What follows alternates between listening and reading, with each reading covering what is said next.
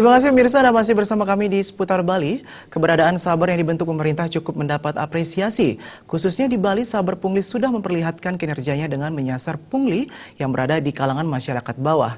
Namun demikian, Saber Pungli juga harus menyasar pos-pos penting pelayanan publik yang dengan alasan mempercepat atau mempermudah pengurusan surat. Menurut praktisi hukum yang juga Ketua LAPI Bali, Imade Swardana, saat ini di Bali telah memperlihatkan kinerja. Dari 9 kabupaten dan kota di Bali terbentuk Saber Pungli, 7 kabupaten telah menunjukkan kinerjanya yang cukup bagus.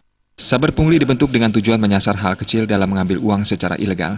Pembentukan Saber Pungli ini memiliki benang merah antara KPK dan Kejaksaan dalam memberantas orang yang tidak memiliki wewenang meminta uang dan pejabat PNS meminta uang. Aspek pencegahan telah dilakukan Saber Pungli sehingga orang menjadi takut. Namun demikian, Saber Pungli hendaknya menyasar pos penting pelayanan publik seperti BPN, Samsat, SIM yang memiliki modus pungli berkedokan percepatan pengurusan surat.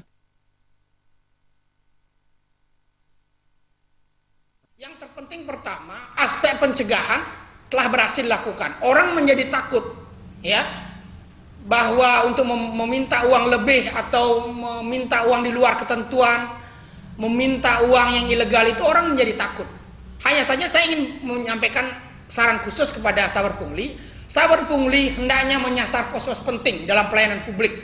Misalnya adalah BPN, kemudian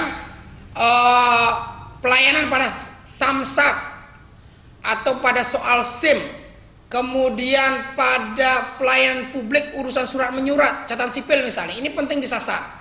Bagaimanapun juga kepentingan masyarakat berhubungan dengan ini rawan dilakukan aksi-aksi pungli-pungli yang berkedok percepatan pengurusan surat.